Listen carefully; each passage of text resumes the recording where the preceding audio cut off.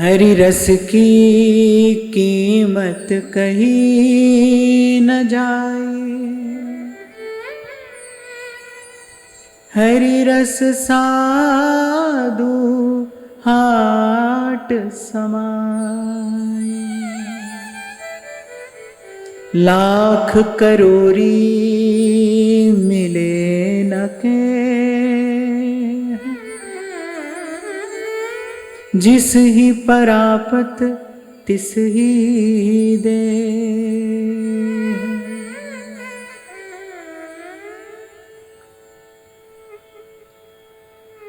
गुरुजन कह रहे हैं हरि रस की कीमत कही न जाई, और हरि रस साधु हाट समाई। लाख करोरी मिले न केह, जिस ही परापत तिस ही देह।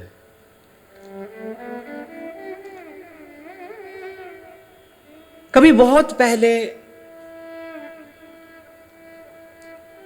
हमने यहां बैठकर चिंतन किया था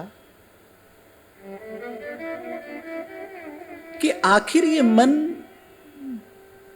पुनः पुनः संसार की ओर आकर्षित होता ही क्यों है।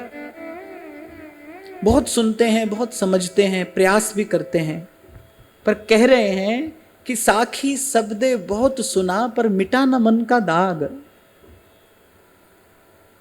और कल विराम के क्षणों में मैंने कहा था, मन का दाग अर्थात स्वार्थ। ये जो स्व सुख की जो इच्छा है,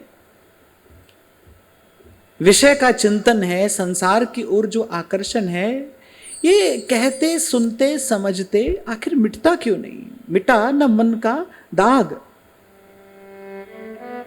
तो आखिर मन बार बार वहां जाता ही क्यों है जहां जाकर दुख पाता है। ऐसा तो कोई हो ही नहीं सकता जिसको इस बात का अनुभव ना हो कि मन ने संसार के विषय का सेवन करके दुख पाया है। इसका अनुभव तो सबको है, छोटे बड़े सबको है, ज्ञानी मूर्ख सबको है। समझ आती है बात, खूब समझ में आती है। और जिसके जीवन में थोड़ा सत्संग आ जाए वो तो स्पष्ट देख लेता है, अनुभव कर लेता है संसार की असारता को, संसार की क्षणभंगुरता को। पर जानने समझने के बाद भी ये जो उसकी ओर आकर्षण है, ये है क्यों? इसका कारण क्या है? कारण यही है कि हम संसार को मूल्यवान समझते हैं।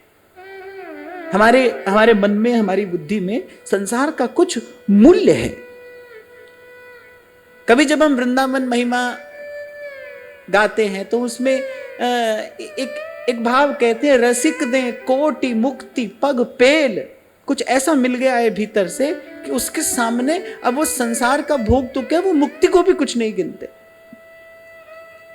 कुछ मिल गया है ऐसा। तो संसार का आकर्षण कैसे मिटे जब संसार से मूल्यवान कोई वस्तु हमारे हाथ लग जाए। कहने सुनने से नहीं होगा भाई, केवल कहने सुनने से तो नहीं होगा।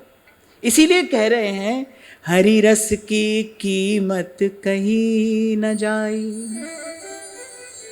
हरि रस साधु हाट समाई। लाख करोरी मिले न केह, जिस ही परापत तिस ही दे। मन संसार का आकर्षण कब मिटेगा? जब संसार से मूल्यवान, संसार से भी आकर्षक कोई और वस्तु हमारे हाथ लग जाए और कह रहे वो जो वस्तु है उसकी कीमत तो कोई है नहीं, वस्तु तो वो है, लेकिन हरि रस की कीमत कही न जाई, उसकी कोई कीमत नहीं है। और मिलती कहां है? कह रहे हरि रस साधु हाट समाई। और फिर कह रहे लाख करोरी मिले न केह, लाख करोड़ से मिलने वाला नहीं है। जिस ही परापत, जिसको प्राप्त हुआ है वो दे सकता है। इसीलिए कह रहे हैं मथुरा काशी द्वारका, हरिद्वार जगन्नाथ।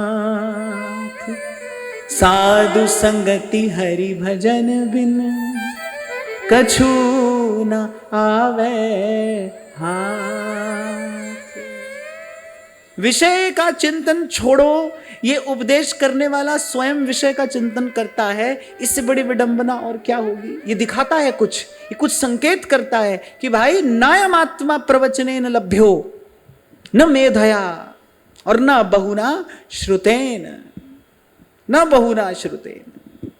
ये वस्तु जिसके पास है, संसार से बड़ी वस्तु, संसार से मूल्यवान वस्तु, संसार से सुंदर वस्तु, कोई ऐसी वस्तु जिसको देख लेने पर, जिसको जान लेने पर, जिसका अनुभव कर लेने पर ये संसार के विषय का आकर्षण समाप्त हो जाता है, कि वो वस्तु प्राप्त करिए। और वस्तु है, जैसे ध्रुवदास जी कहते हैं ना कि प्रगट जगत में जगमगे वृंदा विपिन अनूप, पर नैन अछत दीसत नहीं ये माया को रूप। वस्तु तो है पर हमको दिखाई नहीं पड़ती। जिस ही परापत जिसको प्राप्त हुई है फिर तिस ही दे, वो उसका दान कर सकता है, वो उसका दान कर सकता है। ये जो इतनी सत्संग की महिमा कही जा रही है और कही जाती रहेगी, उसका कारण एक ही तो है कि भाई इसके बिना कोई और युक्ति नहीं है, इसके बिना वो वस्तु किसी के पास में है नहीं। बड़े बड़े धनवान, बड़े बड़े प्रतिभावान, ऊंचे ऊंचे पदों पर प्रतिष्ठित, उनके पास सब है, लेकिन वो सब कहाँ का है? संसार का है, संसार से है, संसार में है। उसकी अंतिम परिणति क्या है? संसार है। आपको 2 लोग जानते हो, आपको 100 लोग जानते हो, 1,00,000 लोग आपको जानते मानते हो, पर उस सबका गुणा भाग लगाकर एक बार आप देख लो कि अंत में क्या हाथ में आता है। संसार का मान है, संसार की प्रतिष्ठा है। और सत्य की दृष्टि से देखोगे, कसौटी पर जाकर देखोगे तो जितना बड़ा संसार उतना ही दूर है व्यक्ति प्रभु से, उतना ही व्यक्ति प्रभु से दूर है। जितना बड़ा संसार का संग्रह है, जितना बड़ा आपका पसारा है, उतना ही व्यक्ति स्वयं से दूर है, उतना ही व्यक्ति प्रभु से दूर है, उतना ही व्यक्ति आत्मचिंतन से दूर है।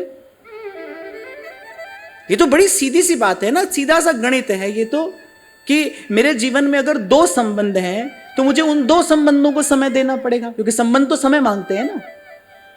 संबंध तो एक ऐसा वृक्ष है ना जिसको समय का जल देना पड़ता है आपको, तभी वो फलता फूलता है। अगर मेरे जीवन में 2 संबंध हैं तो मुझे 2 संबंधों को पानी देना पड़ेगा। 100 संबंध हैं, 100 को पानी देना पड़ेगा। इसलिए तो महापुरुष कहते हैं जिसके जीवन में एकांत नहीं होगा उसका चिंतन शुद्ध कैसे रहेगा। क्योंकि चिंतन शुद्ध करने के लिए तो जैसे आप जाकर आप देखो हरिद्वार ऋषिकेश में इस समय जो गंगा जी की धारा आती है उसमें धूल मिट्टी मिल जाती है। अब उस जल को अगर आप भरकर ले आओ तो उसको जल को स्वच्छ करने के लिए आपको क्या करना पड़ेगा भाई? उसको रख दो थोड़ी देर के लिए ताकि वो जो धूल है वो तल पर बैठ जाए। ऐसे ही अपने चिंतन को भी शुद्ध करने के लिए क्या करना पड़ता है? एकांत में बैठ जाना पड़ता है। मेरी दृष्टि में, ये मेरा अपना एक विचार है, मेरी दृष्टि में शांति, मन की चित्त की शांति, विक्षेप रहित चित्त, यही आध्यात्मिक उपलब्धि है। आध्यात्मिक उपलब्धि क्या है? आध्यात्मिक उपलब्धि ये नहीं है कि बाहर जो हो रहा है आप उसको चमत्कार दिखाकर बदल दें, ये कोई आध्यात्मिक उपलब्धि नहीं है। आध्यात्मिक उपलब्धि ये है कि जो हो रहा है आप उससे अछूते रहें, आप उससे निर्लिप्त रहें, आपको वो स्पर्श ना कर पाए, आपकी कोई प्रतिक्रिया ना हो, अच्छा अच्छा ना लगे, बुरा बुरा ना लगे, ये आध्यात्मिक उपलब्धि है। इसीलिए कई बार मैं आपको कहता हूं कि दुख से पीछा छुड़ाने में अपनी सारी शक्ति मत लगा दो, सुख के पीछे भागने में अपनी सारी शक्ति मत लगा दो।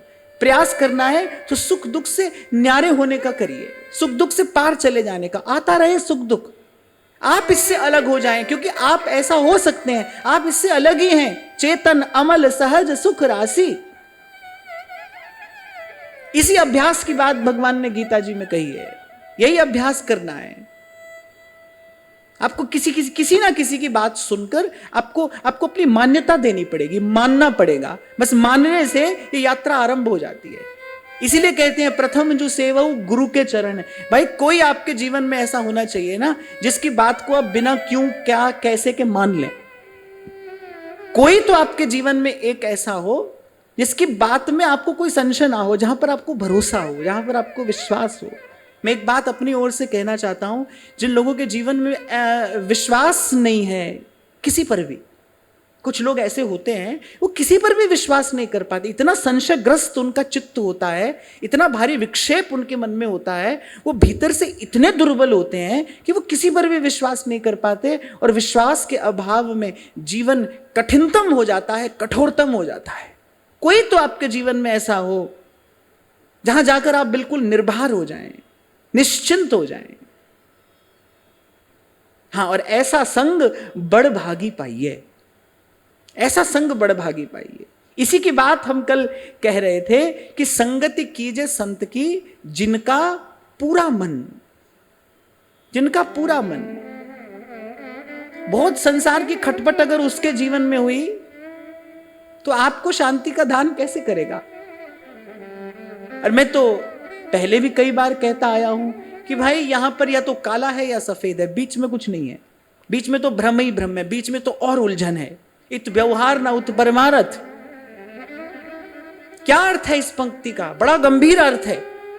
कह रहे इत व्यवहार ना उत परमारथ, कि ना तो गृहस्थ में व्यवहार में रहकर वहां के सद्धर्म का पालन किया, वो भी नहीं किया, और यहां पर आए, यहां पर आ गए और यहां भी इस मार्ग पर नहीं चल पाए, तो क्या हुआ? जीवन ही तो गंवाया।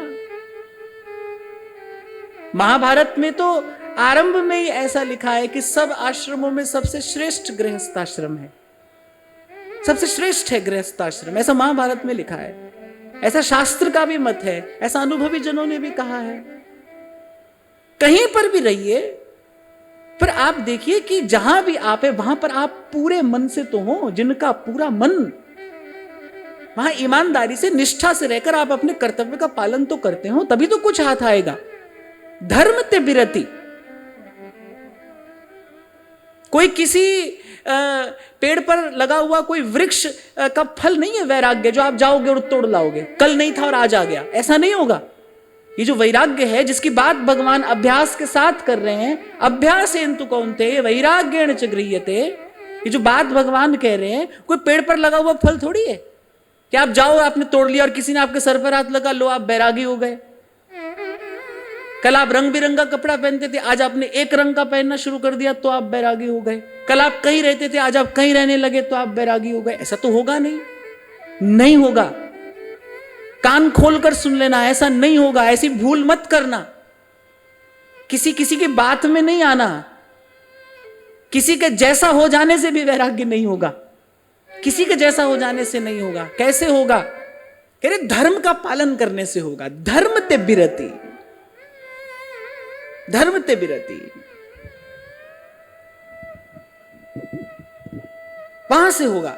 अपने कर्तव्य का पालन करोगे ईमानदारी से, निष्ठा से, प्रभु की ओर देखते हुए। देखो भाई, कहीं भी रहो, कर्मयोग तो यही है ना, भगवत प्रीत्यार्थ कर्म हो। कर्म क्या है इस बात से मतलब नहीं है, वो भगवत प्रीत्यार्थ हो, वो करने से भगवान की प्रसन्नता हो। चाहे वो मंदिर में बैठकर की जाने वाली पूजा हो या महाभारत के युद्ध के मैदान में किया जाने वाला युद्ध हो, बड़ी बात है कि वो कर्म भगवान को प्रसन्न करने वाला हो, उसमें प्रभु की प्रसन्नता हो। यही कर्मयोग का सिद्धांत है, यही कर्मयोग का रहस्य है। उलझन कहीं पर भी नहीं है, बड़ा सीधा साफ स्पष्ट रास्ता है। आप यदि समझने को तैयार हो तो, आप यदि मानने को तैयार हो तो बड़ी विचार करने योग्य ये पंक्ति है कि इत व्यवहार ना उत परमारथ, ना पकड़ पाए ना छोड़ पाए।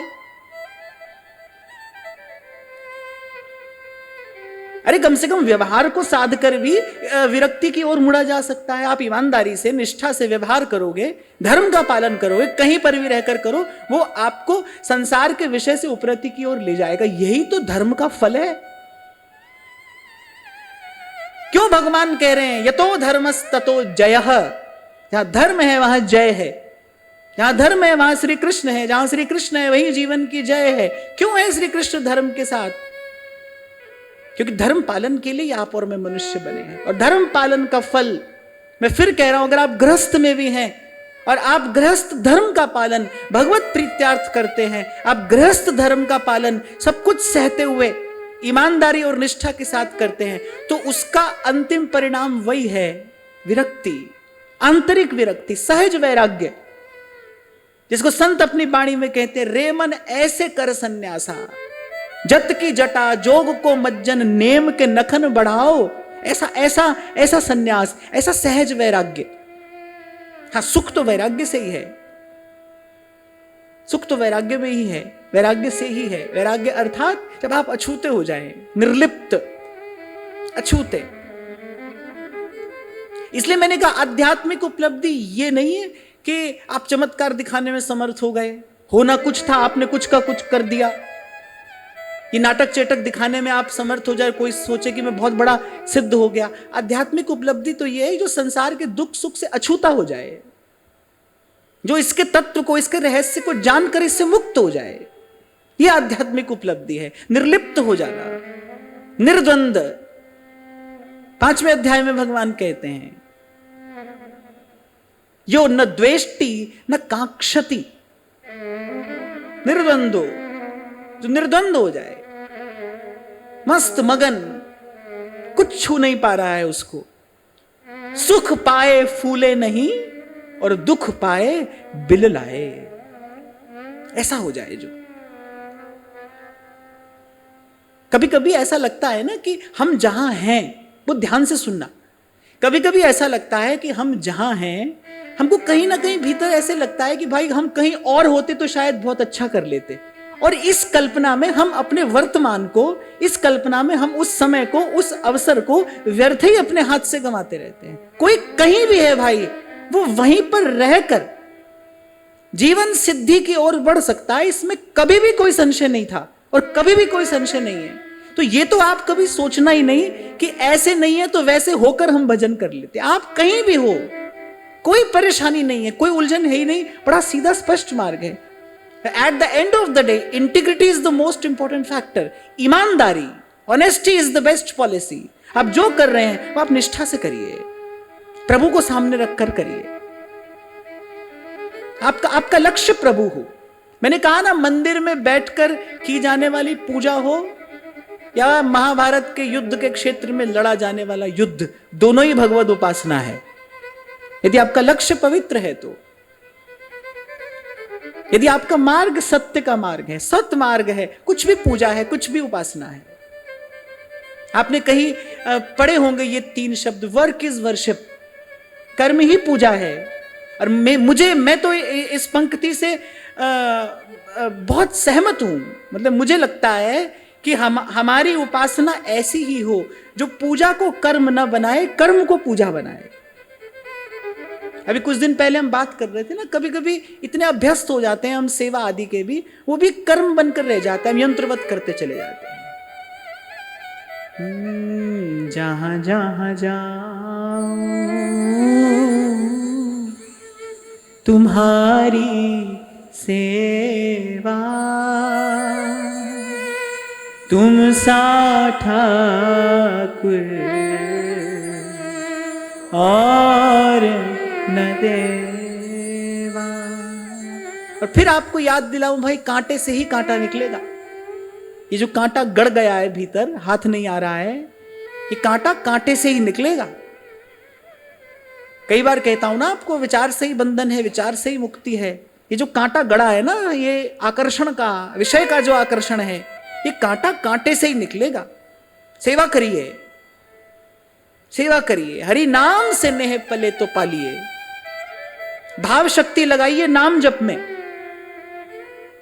अभी 2 दिन पहले हमने चर्चा की, हमारे भीतर भाव शक्ति भी है और क्रिया शक्ति भी है। भाव शक्ति लगाइए नाम जप में और क्रिया शक्ति लगाइए सबकी सेवा में। आप देखिए आपका जीवन सिद्धि की ओर बढ़ने लगेगा। ये जो संसार का आकर्षण है, ये जो विकार है, जो विकृतियां भीतर बाहर हैं, इससे मुक्त होने का ये सबसे सुंदर, सबसे सरल, सबसे सुगम और मैं तो ये भी कहूंगा कि एकमात्र उपाय है। एकमात्र उपाय।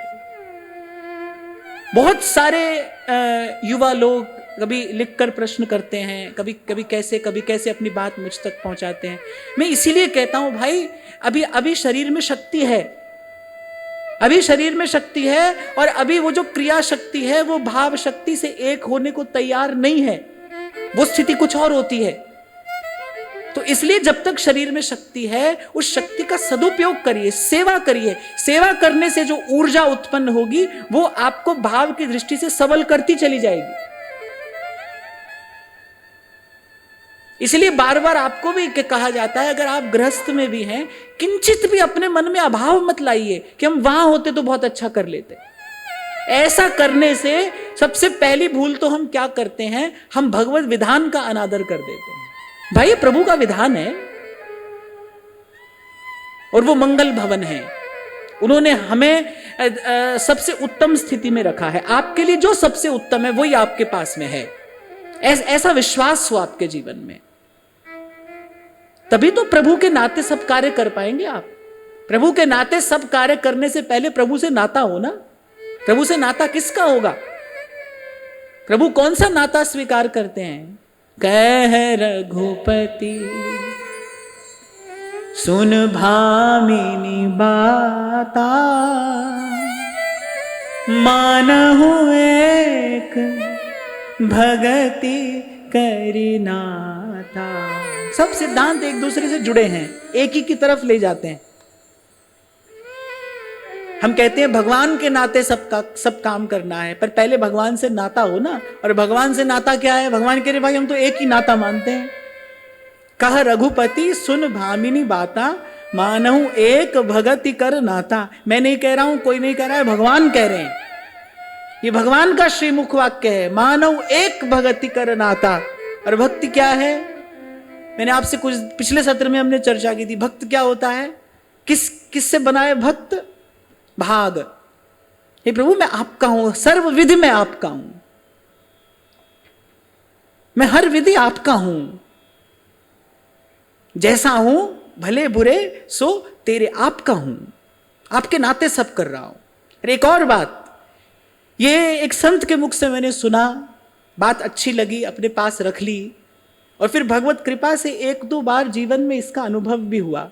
अगर कोई झूठे भी प्रभु से कहे ना, प्रभु मैं आपका हूं, मैं आपका हूं, मैं आपका हूं, जैसे प्रातः स्मरणीय श्री रामसुखदास जी महाराज बार बार यही कहलाते थे, मेरे नाथ मैं आपको भूलूं नहीं, मेरे नाथ मैं आपसे दूर न रहूं और आप मुझसे दूर न रहें, मेरे नाथ आप अपनी कृपा सदा मुझ पर बनाए रखें।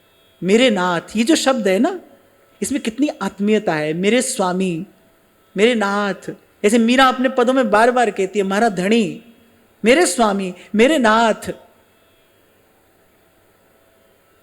कोई झूठा भी अगर प्रभु से कहता है ना, तो कहते हैं भगवान कम से कम उससे कोई निषिद्ध कर्म तो नहीं होने देते। फिर ये प्रभु का उत्तरदायित्व हो जाता है, नहीं तो फिर भगवान की बात झूठी हो जाएगी। कोटि विप्रबध लागई जाऊ, आए शरण तजहू नहीं ताऊ। फिर कोई आ जाए हमारे पास, एक बार कह दे प्रभु मैं आपका हूं, अभयम सर्वभूतेभ्यो ददाम्येतद् व्रतम मम। भगवान कह रहे ये मेरा व्रत है, यह व्रत टरत न टारे, ऐसा भगवान कह रहे हैं। यह हमारा व्रत है कि प्रभु मैं आपका हूं। ये एक दीपक जलाइए अपने अंधेरे जीवन में, इस भाव संबंध का दीपक। और जहां है निष्ठा से, ईमानदारी से भगवत प्रीत्यार्थ करते चले जाइए। इसी को कहते हैं सही करना, इसी को कहते हैं सही करना।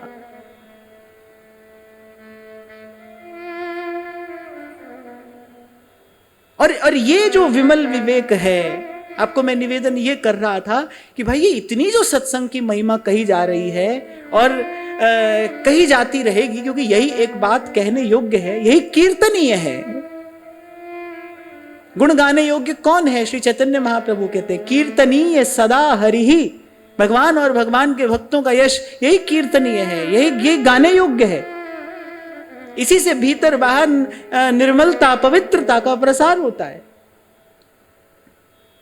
और फिर कल यही हमने चर्चा को विराम भी दिया था, साधु संगति हरि भजन बिन कछु न आवे हाथ। हरि रस की कीमत कहीं ना जाए। कुछ ऐसा मिल जाए जो संसार से ज्यादा सुंदर हो, इससे अधिक आकर्षक हो, इससे अधिक मधुर हो।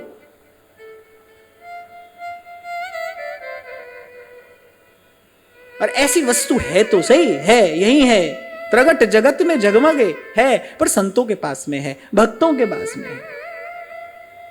इसीलिए कहा संगति की जय संत की, जिनका पूरा मन अनतोले ही देत है, नाम सरीखा धन। यही कहकर व्यास जी बलिहारी लेते हैं ना, व्यास बड़े हरि के जना, कियो बड़ो उपकार, हरि शोधन हृदय दियो, छुड़ा दियो संसार, बड़े हरि के जना, बड़े हरि के जना। आप भी छूटे, आपको भी छुड़ा दे, आप भी हरि भजे, आपको भी जपाए।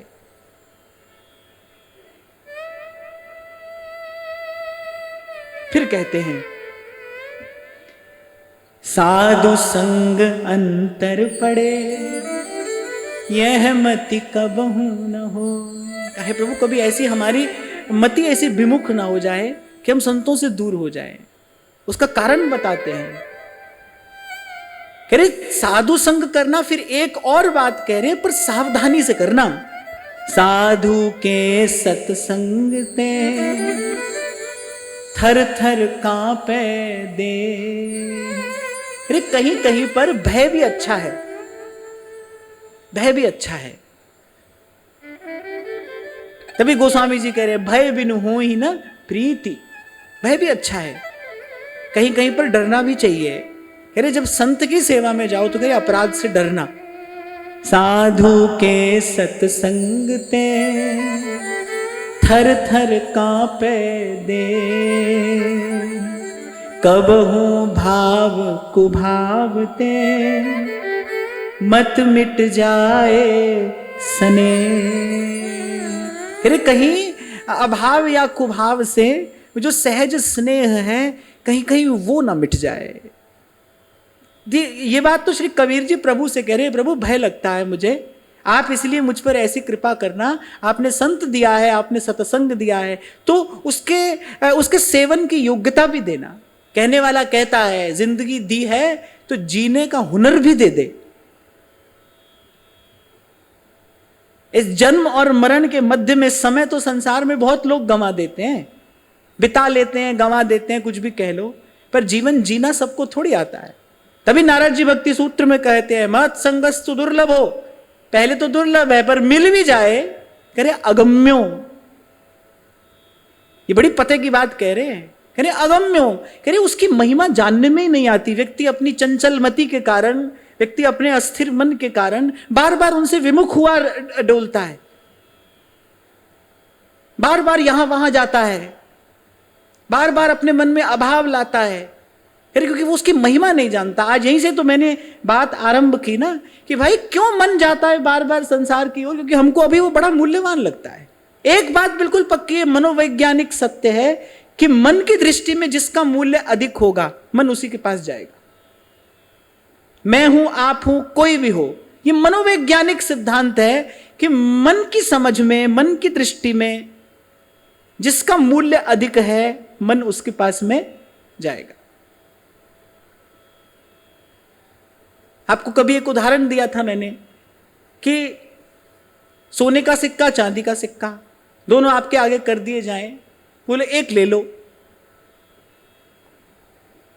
तो मन कौन सा सिक्का उठाएगा? सोने का सिक्का उठाएगा। क्यों? क्योंकि उसकी दृष्टि में उसका मूल्य अधिक है।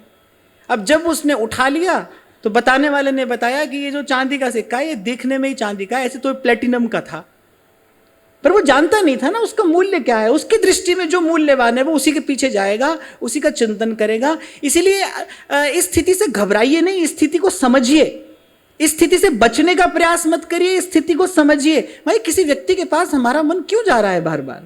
क्यों हम बार बार उसका चिंतन करते हैं? क्यों हम बार बार उसके निकट जाना चाहते हैं? हमारी क्यों किसी वस्तु में सुख बुद्धि हो रही है? परत हटाकर देखोगे तो कहीं ना कहीं आपको लगेगा कि भाई यहां से हमको सुख मिल सकता है। बस यही भ्रम तोड़ना है, अपना भ्रम तोड़ना है। कोई आकर नहीं तोड़ेगा, आपको तोड़ना है। उस दिन मैंने आपसे कहा था, ना हम सफर से निकलेगा, ना हम नशी से निकलेगा, ये तुम्हारे पांव का कांटा है, तुम्ही से निकलेगा। ये भ्रम तोड़ना है आपको। सुख नहीं मिल सकता है भाई, यही भ्रम है। 3 दिन पहले हम चर्चा कर रहे थे ना कि भाई यहां से मिलेगा, वहां से मिलेगा, और वहां जा जाकर देखा मिला नहीं, फिर भी भ्रम टूटा नहीं। ये माया श्री कृष्ण की मोयो सब संसार। इसलिए मैंने कहा भाव शक्ति की भी आवश्यकता है, क्रिया शक्ति की भी आवश्यकता है। बुद्धि समझेगी इस बात को, लेकिन बुद्धि के समझने के बाद भी बात बनती हुई दिखाई नहीं देगी। फिर मानव एक भगत कर नाता, फिर प्रभु की शरण में जाना होगा। ये दोनों बात मिलेगी तब जीवन सिद्धि होगी। ये आंख बंद करके मत बैठो, इस स्थिति से बचने का प्रयास मत करो, भागने का प्रयास मत करो। वो आप लोग एक कहावत कहते हो ना कि कबूतर का बच्चा आंख बंद कर लेता है, पर बिल्ली तो घात लगाकर बैठी है। आंख बंद करने से बिल्ली नहीं चली जाती है, वो तो प्रहार करेगी ही करेगी। किसी भी व्यक्ति में, वस्तु में अगर आपकी सुख बुद्धि है तो मन की इस उलझन को समझकर इससे निकलने का प्रयास करिए। क्यों है? आपको लगता है केवल भाई यहां से सुख मिलेगा, मिलेगा नहीं, नहीं मिलेगा भाई, नहीं मिलेगा। अब आप पूछिए कि आप क्या कहना चाह रहे हैं, सबको छोड़ के भाग जाएं? ना ना ना, कुछ भी कहीं भी किसी को भी छोड़कर भागना नहीं है, और भागना हमारे वश में भी नहीं है, ये हमारे नियंत्रण में नहीं है। जिससे आप बंधे हैं उससे आप प्रारब्ध से बंधे हैं। इसीलिए संत कहते हैं भाई युक्ति से मुक्ति है, उससे नहीं बचकर भागना है, उससे कहीं दूर नहीं जाना है, अपने ही भीतर समाधान करना है। वो जो हमारी सुख बुद्धि है उस भ्रम का नाश करना है। इसीलिए संत कहते हैं राम नाम दीपक बिना जन मन में अंधे। तब कहते हैं नाम का दीपक हाथ ले चलिए बिहड़ बाट भजिए। हरि नाम सुखदाई, हरि नाम सुखदाई। भ्रम भय संशय भूल सरब तज, भक्ति भाव उरलाई। मानव जन्म अमोलक पाकर, मानव जन्म अमोलक पाकर, उत्तम करिए कमाई, उत्तम करिए कमाई। हरि नाम सुखदाई। ये जो भ्रम है ना, ये भ्रम का अंधेरा है, ये नाम का दीपक जलाने से दूर होगा भाई। इसलिए मैंने आपको कहा समझते तो हैं हम, देख रहे हैं, समझ रहे हैं, पर क्या करें, विवश हैं, दुर्बल हैं, समझ कर भी छोड़ नहीं पा रहे हैं। और ऐसी मति, ऐसी गति, ऐसी शक्ति जिसको महापुरुषों ने आत्मबल कहा है, कहां से आएगी? भजन से ही तो आएगी।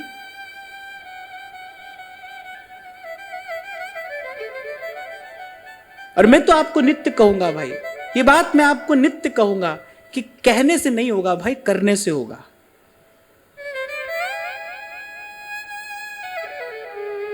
कहने से नहीं होगा। आपका उठाया गया एक कदम महत्वपूर्ण है, हजार हजार बातों का कोई मूल्य नहीं है। हजार हजार बातें बिल्कुल मूल्यहीन हैं। आपका बढ़ाया हुआ एक कदम वो महत्वपूर्ण है। किसी को दिखाना नहीं है, किसी को बताना नहीं है, किसी को समझाना नहीं है। जो करना है आपको स्वयं के लिए करना है। एक यही तो कार्य है जो केवल स्वयं के लिए करना है। एक केवल यही तो ऐसा कार्य है जो आपको स्वयं के लिए करना है। कोई समझे समझे, ना समझे ना समझे, पर करना है, अपने लिए करना है। तो कह रहे हैं कि साधु का संग करना पर देखो उसकी महिमा समझना, उसका मूल्य जानना, वही सबसे मूल्यवान है, वही सबसे मूल्यवान है। इसीलिए मीरा कह रही हैं कि तन धन मेरो सब ही ले भल मेरो शीस लहो जी, बर जी मैं काहू की ना रहूं जी, बर जी मैं काहू की ना रहूं जी।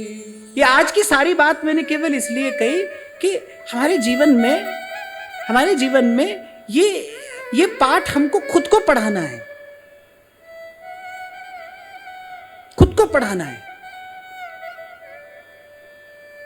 अपने हृदय में जो भाव है उसको सबल करिए, उसको स्थायी करिए। स्थायी भाव क्या होता है? जैसे हमारे महाप्रभु जी की उपासना में स्थायी भाव क्या है? स्थायी भाव माने कुछ भी ऊपर से होता रहे, आता रहे, जाता रहे, लेकिन वो भाव अपने स्थान पर यथावत रहे। जैसे प्रिया जी के चरण कमल का ध्यान, ये महाप्रभु जी की उपासना का स्थायी भाव है। वो कह रहे जागते सोते सपने श्री जी के चरण कमल हमारे हृदय में रहे, श्री जी के चरणों का स्मरण बना रहे। ऐसे हमारे जीवन में स्थायी भाव हो, स्थायी भाव। श्याम श्यामा सदा हमको प्यारे रहे, हम इन्हीं के रहे ये हमारे रहे। कोई आपका सम्मान नहीं कर रहा है, कोई आपका अपमान नहीं कर रहा है, ये सब भ्रम है। कोई आपको सुख नहीं दे रहा है, कोई आपको दुख नहीं दे रहा है, ये भी भ्रम है। कल विराम के क्षणों में मैंने यही कहा ना, जो आत्म सम्मान को उपलब्ध हो गया उसका कोई अपमान नहीं कर सकता, उसका अपमान हो ही नहीं सकता। ये सब भ्रम है, कहीं से मिलेगा हम पालेंगे, ये सब भ्रम है। इसी भ्रम जाल से स्वयं को निकालना। एक छोटी सी कहानी आपको सुनाई थी कभी मैंने कि 3 तरीके की मछली होती है। एक जाल में फंस जाती है, वो फंसना स्वीकार कर लेती है, एक निकलने की चेष्टा करती है, एक निकल कर ही मानती है। अब कुछ ऐसी भी होती हैं जो जाल में फंसती ही नहीं, वो तो खैर प्रभु बनाकर भेजते हैं। ऐसा जन तो प्रभु बनाकर भेजते हैं, एक सांचे में ढालकर भगवान भेजते हैं जो फंसता ही नहीं, जिसके सामने कोई प्रश्न कभी होता ही नहीं।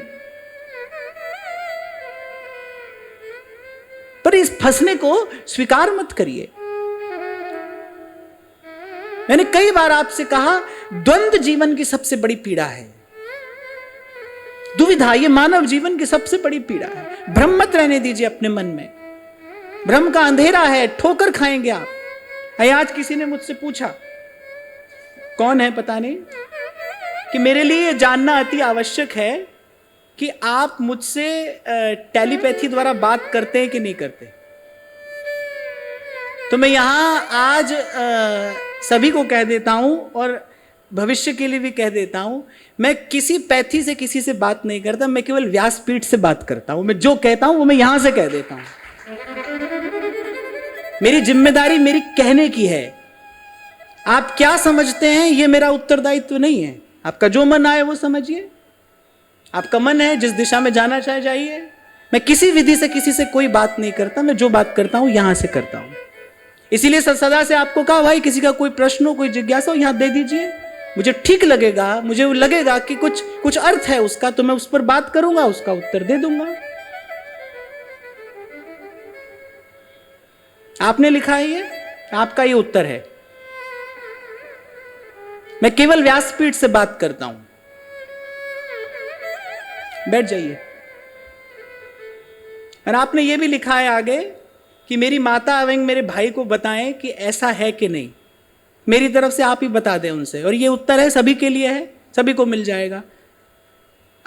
महत्वपूर्ण बात थी और मुझे कहना आवश्यक था कि कहीं कोई अपने मन में किसी भी प्रकार का भ्रम न पाले। हमारी बात का उपयोग केवल इतना है, मेरी बात का उपयोग केवल इतना है कि आप ईमानदारी से अपने कर्तव्य का पालन करते हुए, सबकी सेवा करते हुए हरि भजे। बस मेरा एक ही संदेश है, एक ही बात मुझे कहनी है, आज कल या कभी, एक ही बात है मेरे पास और दूसरा कुछ भी नहीं। बहुत प्रयास करके संतों की कृपा से बड़ा सीधा साफ स्पष्ट मैंने अपने जीवन को रखने का प्रयास किया है और इन संतों की कृपा रही तो मेरी आगे की यात्रा भी बड़ी सीधी सरल सहज सुगम है। इसलिए मैं तो आपसे कहता हूं भाई कोई द्वंद्व है ही नहीं, कोई उलझन नहीं है, काले और सफेद के बीच में कुछ नहीं है, यहां पर सीधा सीधा सा मार्ग है। और मैं इतना समर्थ भी नहीं हूं, मैं आपको आज ये भी बात बता दूं कि मैं इतना समर्थ भी नहीं हूं कि मैं किसी के स्वप्न में जाऊं और किसी से जाकर कोई बात करूं, किसी के भाव देश में मैं जाकर कुछ कहूं ना। भाई अपने पास ऐसी कोई सामर्थ्य नहीं है। और दोनों कान पकड़ के ठाकुर जी से हाथ जोड़कर कहते हैं भाई हमको चाहिए भी नहीं, हमको चाहिए भी नहीं, हमको इतना बात प्रभु ने दे दिया, यहां पर बैठकर आपसे सत्संग की 2 बात कर लेते हैं, इससे अधिक हमको कुछ चाहिए ही नहीं जीवन में। तभी तो देंगे ना ठाकुर जी जब मुझे आवश्यकता होगी, मुझे आवश्यकता ही नहीं है। आपके पास यहां पर बैठकर सीधी सीधी 2 बात कर लेते हैं, आपको अच्छी लगे आप ले लो, नहीं तो हम यहां से अपने घर जाएंगे, आप अपने घर जाओ, बस। न कोई लाग है, न कोई लपेट है, न कुछ छुपाना है, न कुछ दुराना है। पता नहीं कैसे किस कृपा से ये सद्मार्ग हमको दिख गया और संतों की कृपा से इस पर हमारा पांव पड़ गया। अब भाई इधर उधर नहीं देखना है, अब इधर उधर नहीं देखना है। आपका धन्यवाद कि आपने सीधे सीधे पूछ लिया। बहुत लोग तो पूछ भी नहीं पाते, कि आपने पूछ लिया और इसी माध्यम से मैं सबको उत्तर भी दे रहा हूं कि भाई हम अपनी बात यहां से कह रहे हैं, बस आगे पीछे इसका क्या गणित लगाना है वो आप देखो, हम नहीं जानते हैं। किसी के मन में बैठकर मैं बोलूं, कोई बोले, ये सब क्या है भाई। और मैंने कहा ना भाई हमारे पास ऐसी कोई सिद्धि नहीं है, किसी के मन में हम घुस जाएं, उसको उसकी बात निकाल लाएं, अपनी बता दें, ये सब नाटक हमको आता ही नहीं है, हमको सीखना भी नहीं है। बड़ा सीधा सरल सा मेरा जीवन है, कुछ भी नहीं है मेरे जीवन में। एक इन संतों की वाणी है, मैं आप भी गाता हूं, आपसे भी गवाता हूं, और इन संतों की कृपा से प्रभु का नाम मिल गया, मैं भी जपता हूं, आपको भी जपाता हूं, बस। इससे किसी का काम बने तो भाई वो बधाई का पात्र है, खूब बना ले। क्या होता है ना भाई, बीसियों लोग लिख कर देते हैं कि हमको आप में ही प्रभु नजर आते हैं, बीसियों लोग ये बात हमको लिख कर देते हैं। पढ़ते सुनते एक क्षण के लिए भी कभी मैंने ये बात मान ली, बस वहीं से मेरा पतन आरंभ हो जाएगा। मैं बात बहुत अच्छे तरीके से जानता हूं, वहीं से।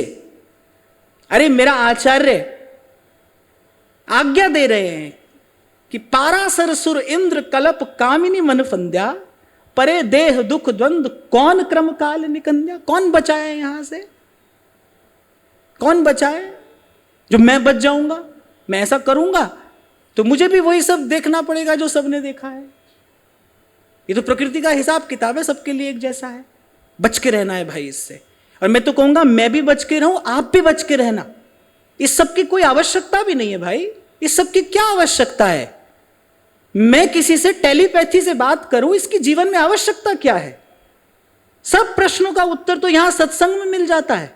कौन सा ऐसा प्रश्न है जो शेष रह जाता है, कौन सी ऐसी जिज्ञासा है जिसका समाधान यहां से नहीं होता है। मैं ऐसा करूं भी तो क्यों करूं, और आपको भी ऐसी आवश्यकता हो तो क्यों ऐसी आवश्यकता हो ना भाई। ऐसा हमारी तरफ से ऐसा कुछ नहीं है, और आपके मन पर, आपकी बुद्धि पर हमारा कोई अधिकार, कोई नियंत्रण नहीं है।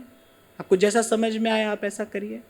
पर फिर भी मैं अंत में ये कहकर आगे बढ़ूंगा कि संत मिला हो, सत्संग मिला हो, तो सीधे साफ एकाग्र मन से सद्विचार को ग्रहण करते चलिए, सबकी सेवा, हरि का भजन करते चलिए।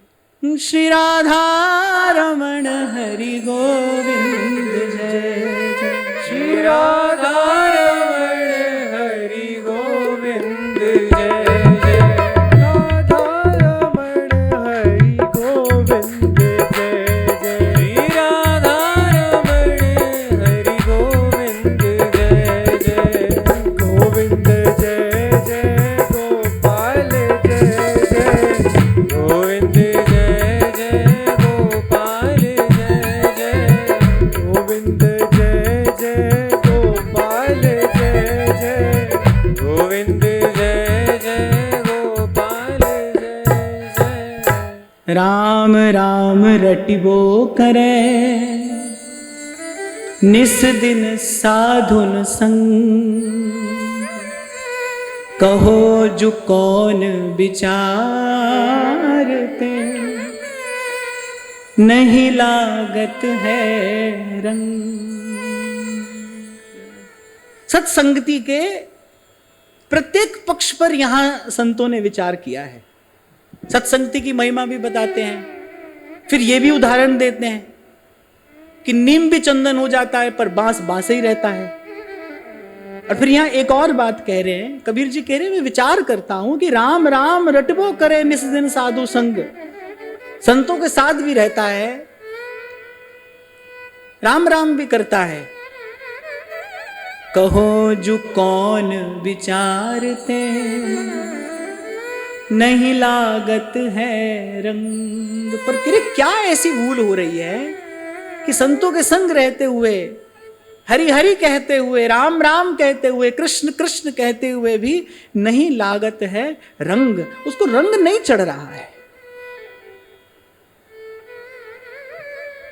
इसीलिए ये सब बात भी मैंने इसीलिए कही कि इधर उधर मत होइए। इसी को संतों ने कहा, पगडंडी गाढ़ी गहे इत उत चित्त न दे है। अपने मन की बात बीच में मत मिलाइए। यदि सीधी सरल बात आपको यहां से कही जा रही है, सीधे सीधे हरि भजो और सेवा करो, तो बस उतना ही करो ना। उसमें कोई क्यों क्या कैसे की कोई आवश्यकता अपेक्षा ही नहीं है। उतना स्थान दीजिए ही नहीं ना मन को। इसी को तो कहते हैं पगडंडी गाढ़ी गहे, इसी को तो कहा है। भाई आप और मैं ऐसे समय में रह रहे हैं जहां प्रपंच का बीज बिना ही किसी प्रयास के फलता फूलता है। पड़ जाए बस एक बार, वो थोड़े ही दिनों में हरा भरा लहलहाता वृक्ष बन जाता है एक बार तो। पर ध्यान रखना, वो वृक्ष देखने में कितना हरा भरा सुंदर क्यों ना हो, पर उस पर आता विष का ही फल है। उसका फल विषैला ही होता है। ये तो ऋतु है ना, तो प्रपंच की ऋतु है। आपको कभी कहा था मैंने, युग परिवर्तन का क्या अर्थ होता है, क्या होता है युग बदलने में? वही पृथ्वी जल अग्नि वायु आकाश है, वही नदियां निर्झर हैं, वही गिरि पर्वत हैं, वही तो सब कुछ है। बदलता क्या है? मनुष्य बदलता है। कभी कभी सब अंतर्मुखी लोग होते हैं। ये एक ऐसा युग आ गया जिसमें इतनी बहिरंगता छा गई है कि सब कुछ बहिर्मुखी हो गया है। कभी कभी तो भय लगता है कि हे प्रभु, ये देखते देखते क्या हो गया। मैं तो कह देता हूं ठाकुर जी से, देख तेरे संसार की हालत क्या हो गई भगवान, कि जो बात स्वयं से भी छिपाने की है, क्या बात हरिलाल व्यास जी कहते हैं रसकुल्ला में, अपने मन से भी छुपाकर भजन करे। कहां बड़े लोग कहा करते थे, दायां हाथ दे तो बाएं को पता न चले। कैसे बड़े लोग ये बात सिखाते थे कि दायां हाथ दे, सत्कर्म ऐसे करिए, दायां दे और बाएं को पता न चले। ये तो सत्कर्म के लिए कहते थे, पुण्य के लिए। भजन तो और गोपनीय बात है। कह रहे जो तेरे मन में सांच है, संत कह रहे, कबीर जी की वाणी है, जो तेरे मन में सांच है कह ना जनाव। कह रहे किसी को जना मत, अंतर्यामी जानी है अंतर्गत का भाव। पर आज देखो क्या दृश्य आ गया है। कोई माला कर रहा है तो रील बन रही है साहब, समय की बलिहारी है। आपको लगता है यही धर्म है, यही अध्यात्म है? भाई ये भजन भाव से कोसों दूर ले जाने वाली बात है। एक बात कान खोलकर सुनना, संतों ने जो सिद्धांत दिया है, मैं कानून नहीं कह रहा क्योंकि कानून में तो परिवर्तन संशोधन संभव होता है। संतों ने जो भजन का सिद्धांत दिया है, वो सत्य युग हो या कलयुग हो, वो 4 युग में एक जैसा है। भजन का मार्ग तो वही है, स्वच्छ निर्मल पवित्र। उसमें आपकी मेरी क्यों क्या कैसे नहीं चलेगी। हम अपनी मनमानी वहां नहीं कर सकते हैं। ये तो बीज पड़ने भर की देर है। देखते ही देखते आप कहां जा पहुंचोगे। इसीलिए कान में पढ़ते रहना चाहिए संत के शब्द। रे मन संभल संभल पग धरिए, रे मन संभल संभल पग धरिए। यही कह रहे हैं, कहो जो कौन विचारते, नहीं लागत है रंग। सब तो कर रहे हैं पर रंग नहीं चढ़ रहा है। सेवक जी महाराज कह रहे हैं ना, गुप्त प्रीति को भंग संग प्रचुर अति देखियत, नाहिन उपजत रंग श्री हरिवंश कृपा बिना। गुप्त प्रीति को भंग, क्योंकि वो जो प्रभु से तार जुड़ा है ना, वो भीतर का, मन बुद्धि का नहीं, वो जो आत्मा का तार जुड़ा है उससे, वो जो अंतर की प्रीति है, कह रहे उस गुप्त प्रीति का भंग हो जाएगा। कब? जब संग प्रचुर अति देखियत। चाहे ज्ञान का मार्ग हो या प्रेम का मार्ग हो, पर एकांत की महिमा तो सब जगह सर्वोज्वल है। भजन एकांत जिन मन समानी। ज्ञानी होगा तो तत्व का विचार प्रज्ञा शुद्ध हुए बिना नहीं कर पाएगा, वस्तु का विचार नहीं कर पाएगा एकांत के बिना। और प्रेमी हुआ फिर तो प्रेमास्पद तो मिलता ही एकांत में है। चल रही भीरते न्यारे ही खेले। इसलिए मैंने कहा भाई, जो संतों ने कहा है ये सिद्धांत है। कोई भी युग कोई भी काल हो, यही रास्ता है। ये मत कभी इस भ्रम में मत पड़ना कि आज देखो ऐसा हो रहा है तो यही सही है। ना ना ना, ऐसा नहीं है। कल हम ऐसा करने लगे तो हम भी गलत ही करेंगे, हमारे करने से वो सही नहीं हो जाएगा। क्या है ना, आप लोग तो भावुक जन हो, आप तो अपना भाव लेकर आते हो, सारा का सारा उड़ेल देते हो। और जो व्यक्ति भावुक है, जो व्यक्ति भाव में है, मैं कहता हूं कठोर बात है पर सत्य है, उसका शोषण, उसका दोहन करना आसान है। यही तो होता आ रहा है, यही तो होता आ रहा है। लाखों करोड़ों लोगों का समूह पहले एक व्यक्ति को भगवान बनाता है, फिर जब वो भगवान बनकर, क्योंकि ये होना ही अनधिकार चेष्टा है, जब वो स्वीकार कर लेता है, फिर उसकी स्वीकृति का परिणाम क्या होता है? संसाधनों का दोहन, आपका शोषण, आपका भावनात्मक शोषण।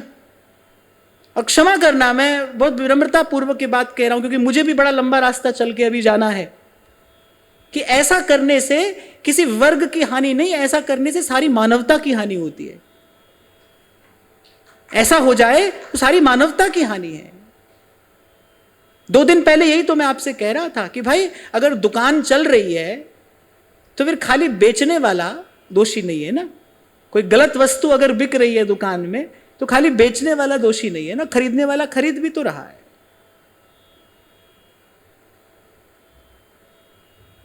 इसलिए भाई आप कुछ भी कह लो, आप कुछ भी कर लो, पर हमारा सिद्धांत तो यही है। हम तो इसी बात पर रहेंगे भाई, केवल इसी बात पर कि हमारे पास न कोई शक्ति, न कोई सिद्धि, न कोई योग्यता, न कोई सामर्थ्य, कुछ भी नहीं है हमारे पास में, कुछ भी नहीं।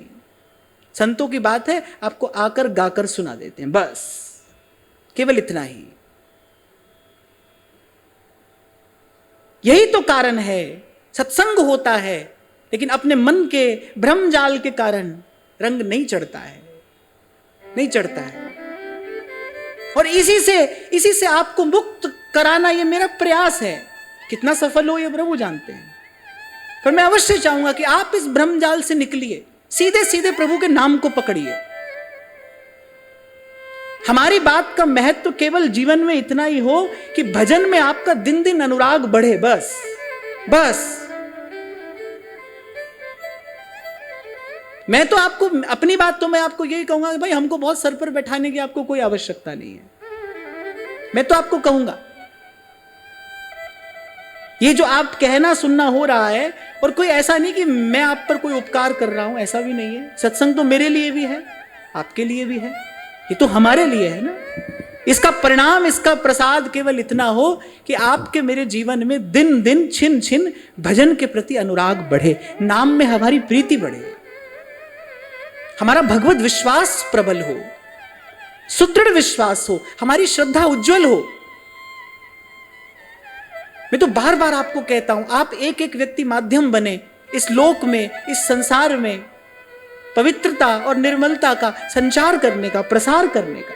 मैं तो इसी पवित्र उद्देश्य से ही आता हूं यहां पर।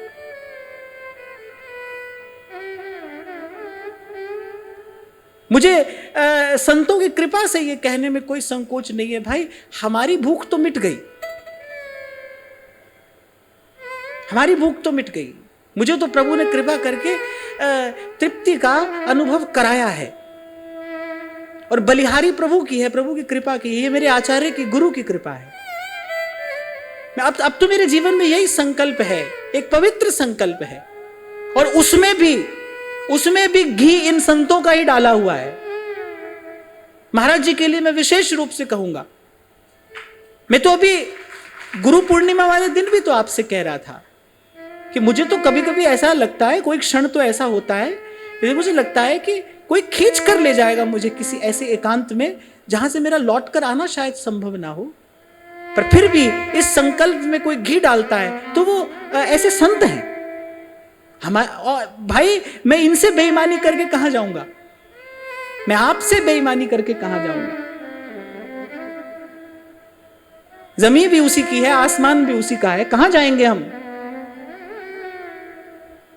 4 दिन का खेल है भाई, मैं तो कहता हूं प्रभु के ही साथ में खेल लो, प्रभु के ही हाथ का खिलौना बनके, उमादार उजोषित की नाई, प्रभु के ही हाथ की कठपुतली बनके प्रभु को ही प्रसन्न करने के लिए प्रभु के साथ ही खेल लो। हमको तुमको बीच में मत लाओ भाई, अब वो समय नहीं रहा। महाराज जी, जब श्री रामसुखदास जी महाराज कहते थे, कई बार कठोर शब्द भी कह देते थे वो गुरु को लेकर, तो कभी कभी मुझे लगता था, मैंने कहा भाई ऐसा तो नहीं कहना चाहिए, गुरु परंपरा से ही वस्तु प्राप्त होती आई है। पर आज कभी कभी जब बाहर का दृश्य देखते हैं तो मुझे लगता है कि शायद महापुरुष बहुत आगे की बात देखकर कहते हैं कि ऐसा समय भी शायद आ जाएगा। किस पर विश्वास किया जाए भाई? जहां देखते हैं वहीं तो यही नृत्य हो रहा है, वहां यही नाच हो रहा है। कहां वृंदावन की भूमि? पंडित श्री रामकृष्णदास बाबा के चरित्र में मैंने पढ़ा कि एक बार एक कलकत्ते के एक सेठ ने, उस समय नया नया कैमरे का आविष्कार हुआ था, तो कलकत्ते के एक सेठ ने उनका चित्र खींचने का प्रयास किया। और बाबा तो ऐसे थे कि दिन भर तो वो भजन में ही रहते थे और संध्या के समय कहीं जाते थे, उनका नियत स्थान और समय था। और कहते ऐसी गुदड़ी होती थी उनके कंधे पर कि वो चलते थे तो पीछे पीछे उनके चरण चिन्हों को पहुंचती हुई चलती थी वो गुदड़ी। भाव सिद्ध मूर्ति थे वो, भगवत प्राप्त महापुरुष। कलकत्ते एक सेठ ने कैमरा खरीदा, सोचा बाबा का चित्र खींचूंगा। बाबा बड़े असहज हो गए। बाबा ने, और जिस दिन बाबा ने देखा कि सेठ कहीं लता की ओट में कैमरा लेकर खड़ा है, बाबा की गति थोड़ी असहज हो गई। बाबा ने ऐसा और ऐसा करके अपने आप को छिपाने का प्रयास किया, लेकिन फिर भी, मैं तो उसको मूर्ख ही कहूंगा, फिर भी उस मूर्ख ने बाबा का चित्र ले लिया। और ऐसा कथा कहती है कि वो सेठ कलकत्ता पहुंचा, शायद उसकी तेल की मिल थी, और वहां पहुंचने से पहले भाई उसका सब मटिया मेट हो चुका था। ठाकुर जी से नहीं सहा गया कि उसकी चेष्टा के कारण बाबा का मन असहज हो गया। ऐसे ऐसे संतों ने यहां रहकर भजन किया है। और माफ करना भाई, ऐसे ही संत वृंदावन की शोभा थे, हैं और रहेंगे, क्योंकि भजन रसमयी विपिन धर, तमाशा दिखाने के लिए नहीं है ये स्थान।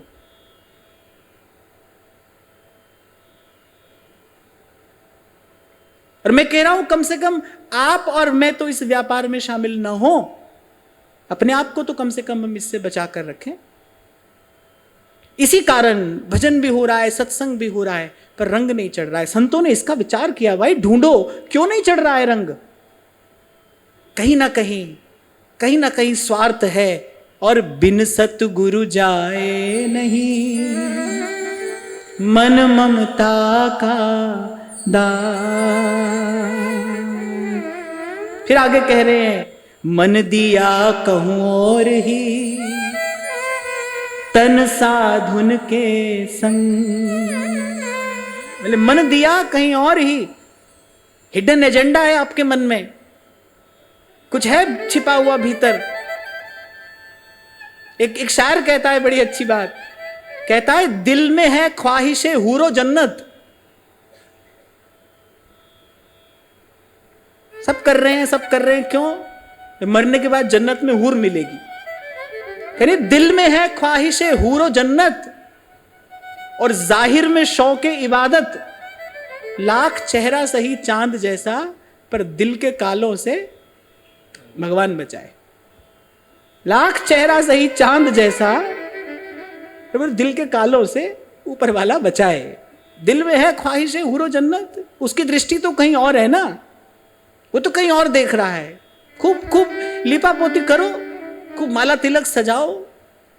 बहुत पहले मैं आपसे कहा करता था ना, ठाकुर जी तो एक्सरे मशीन है भाई, वो बाहर से आप कितना श्रृंगार करके चले जाओ, मतलब भीतर का चित्र खींचकर आपको दिखा देगा। हड्डी पसली जैसे झलकती है ना एक्सरे में, ऐसे भीतर के आपके सब संकल्प विकल्प ठाकुर जी के सामने बस वही आते हैं सीधा। तो कह रहे मन दिया कहीं और ही, मन कहीं और दिया है, मन को कुछ और चाहिए, अभी कुछ और चाहिए। मन दिया कहूं और ही, तन साधुन के संग, कह कबीर कारी गजी, कैसे लागे रंग। अरे मैले कपड़े पर कैसे रंग चढ़ेगा? जो रंगरेज होता है ना, पहले तो कपड़ा उज्जवल हो ना, तभी तो वो रंग चढ़ाता है उस पे। कहे कबीर कारी गजी, कैसे लागे रंग। यही तो आपसे कह रहा हूं भाई, क्षमा करना कभी कभी मेरी बात आपको कड़वी लगती होगी, कठोर लगती होगी, पर कभी कभी औषधि भी देनी पड़ती है। जो कह रहा हूं भाई आपके मेरे हित के लिए ही कह रहा हूं, हित के लिए ही कहता हूं कि मन में लक्ष्य उद्देश्य ही जब तक अपवित्र है, तब तक सद्मार्ग मिल भी जाए तो क्या करोगे। वो कह रहे मन कहीं और दिया है, तन साधु के साथ में है। ये खेल नहीं खेलना कि मन दिया कहीं और ही और तन साधुन के संग।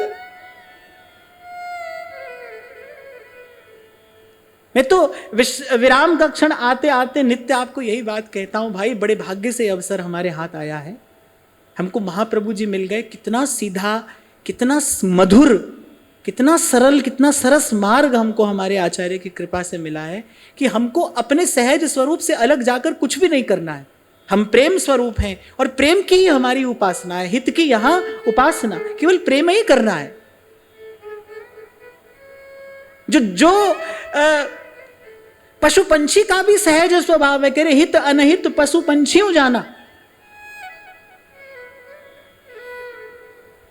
तो ऐसा ना हो जाए भाई कि हमारा भी सत्संग करते करते मन कहीं और ही लगा रहे, मन कोई और ही ताना बाना बुनता रहे, है ना। और इसके लिए बहुत आवश्यक है कि आपके और प्रभु के बीच में हम द्वार बने, दीवार नहीं। हम तो द्वार बने। द्वार पर प्रणाम अवश्य किया जाता है, मंदिर के द्वार पर प्रणाम अवश्य किया जाता है, लेकिन द्वार पर खड़े नहीं रहते। द्वार को प्रणाम करके भीतर जाकर प्रभु का दर्शन किया जाता है। बस यहां भी बिल्कुल ऐसा ही हो, प्रणाम करके निकल जाइए। और मैंने तो सदा से कहा, आज फिर कहकर ही मैं वाणी को विराम देता हूं भाई, मेरे कहने सुनने का केवल एक ही लक्ष्य है, मेरा एक ही संदेश है। हरि नाम से नेह पले तो पालिए, सेवा में ये देह गले तो गालिए। सबकी सेवा करिए। और कह कबीर काया ना जा रहे, अपने आप को बहुत दुखाने सताने सुखाने की भी कोई आवश्यकता नहीं है। कह कबीर काया ना जा रहे, और घर में रहे उदासी, घर में रहे फिर उदासी। उदास माने जिसको किसी की आशा नहीं है, आशा ममता से रहित होकर घर में रहे उदासी। अब हो गई आशा ममता कहां लगाएं? आशा एक राम जी से, आशा ममता प्रभु में लगाइए। और घर में रहे उदासी। और मैं तो एक और बात भी कहूंगा, आज के दृश्य का विचार करते हुए सबसे सुंदर सबसे बढ़िया स्थान आपका घर है भजन करने के लिए। नहीं रहकर भजन करिए। अपना साजिब सबको जाने, सहज मिले अविनाशी, सहज मिले अविनाशी। गहरी नदिया नाव पुरानी, गहरी नदिया नाव पुरानी, गुरु चरणों से लगे रहना, गुरु चरणों से लगे रहना, कछु लेना कछु लेना न देना मगन रहना, कछु लेना न देना मगन रहना, कछु लेना न देना मगन रहना। हाँ मगन रहना जी मगन रहना, मगन रहना जी मगन रहना, कछु लेना न देना मगन रहना, कछु लेना न देना मगन रहना, कछु लेना न देना मगन रहना, कछु लेना न देना मगन रहना। पांच तत्व का बनाए पिंजरा, पांच तत्व का बनाए पिंजरा, पांच तत्व का बनाए पिंजरा, पांच तत्व का बनाए पिंजरा, जिसमें बोले मेरी मैना, जिसमें बोले मेरी मैना, कछु लेना न देना मगन रहना, कछु लेना न देना मगन रहना, कछु लेना न देना मगन रहना, कछु लेना न देना मगन रहना, कछु लेना न देना मगन रहना, कछु लेना न देना मगन रहना। आज की वार्ता यहीं श्री जी के चरणों में निवेदन करते हैं। महाराज श्री के चरणों में प्रणाम। आप सबके हृदय स्थित प्रभु को, भाव प्रभु को नमन।